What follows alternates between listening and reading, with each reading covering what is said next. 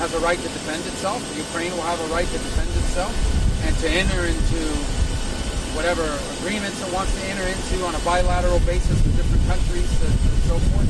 So, I mean, it was discussed, but and that'll have to be part of any sort of conversation. Ukraine, in order for there to be peace, we recognize that Ukraine has to feel like it has the ability to defend itself from a future attack from anyone. Every country in the world has that right. But, so I think everyone recognizes that Ukraine's ability to defend itself is going to be a part, it's its right as a country, and will be a part of any agreement. But we're not working yet on that level of specificity. I think that's something we can fix and solve in a way that's acceptable to everyone. I think we have bigger challenges that we need to figure out whether it's even possible within the short term. I can tell you this war has no military solution. It really doesn't. It's not going to be decided. Neither side has some strategic capability to end this war quickly. And so what we're talking about here is avoiding thousands and thousands of people from dying over the next year. We're trying to avoid that. We saw what happened last weekend with a missile strike in Syria, where people died on Palm Sunday. We're just going to see more like that on both sides. We're going to see more of that. We're trying to prevent it.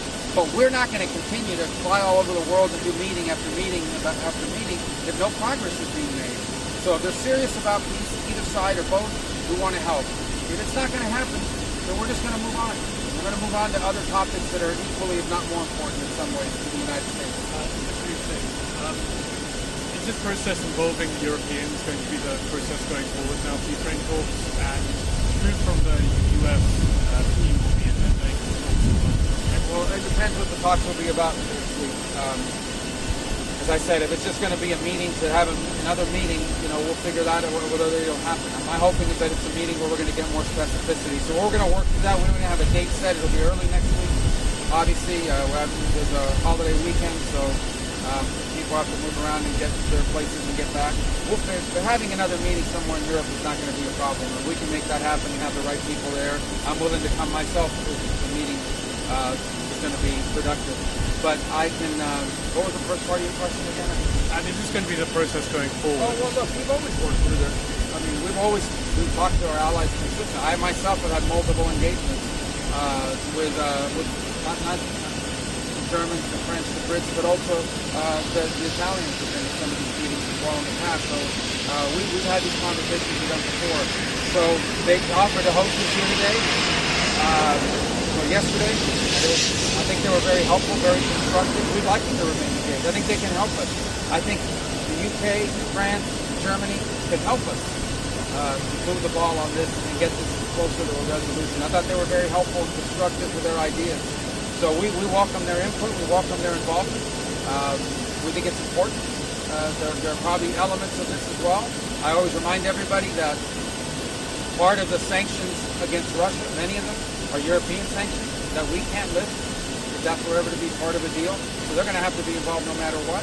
It's their continent. This is happening on the continent of Europe. And so obviously European powers will care deeply about what happens. So they have a stake in this, and we recognize it. And but in the end, I think we all want the same thing. I think from the U.S. perspective, we've spent 3 years, billions of dollars, supporting the Ukrainian side.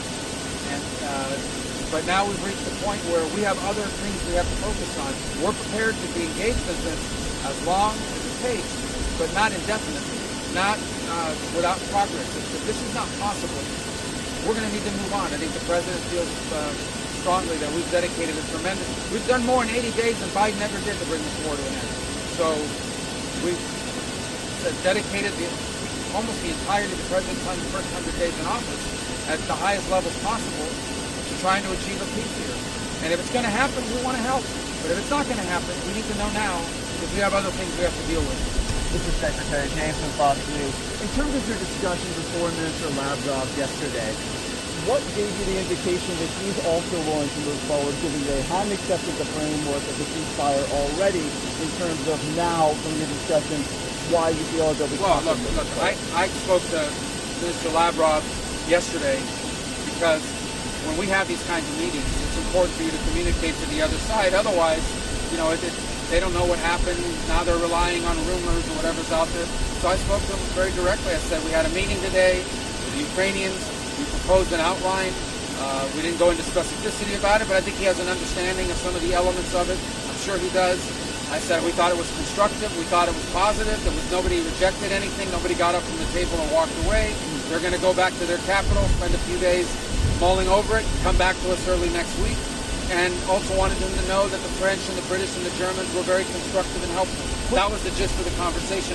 And I think it's important when you're dealing with things like this, especially with the Russians, who we just haven't communicated with for 3.5 years. I think it's important that that communication happen.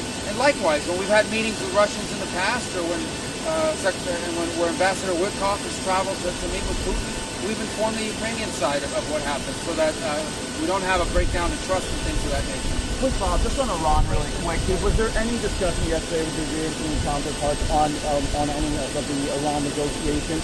Are they also sharing the president's vision of Iran cannot have a nuclear weapon? Well, for the Europeans, they have an important decision to make very soon on snapback. On the snapback of sanctions, because Iran is clearly out of compliance with the current deal. As you saw, the IAEA was in Tehran yesterday, issued public statements saying Iran is as close as it's ever been to nuclear weapons. The president's made clear Iran will not have a nuclear weapon. That is not going to happen. We're hoping that talks continue and that they're fruitful and that they can lead to something. We would all prefer a peaceful resolution and a lasting one. It has to be something that actually not just prevents Iran from having a nuclear weapon now, but in the future as well, not just for 10 years with some sort of sunset provision or the like. So we discussed that, obviously, because the Europeans, the E3, have a decision to make on snapback. Because I believe we should all anticipate, based on the public comments yesterday, that they're about to get a report from the IAEA that says not just is Iran out of compliance, but Iran is dangerously close to a weapon, closer than they've ever been. And then they're going to have to make a decision about whether they want to reimpose these sanctions. And if Iran is out of compliance, they have to reimpose the sanctions. So that's going to be a factor in all this, and that's why it was important we talk to them about it before our talks on Saturday. All right? Thank you, guys.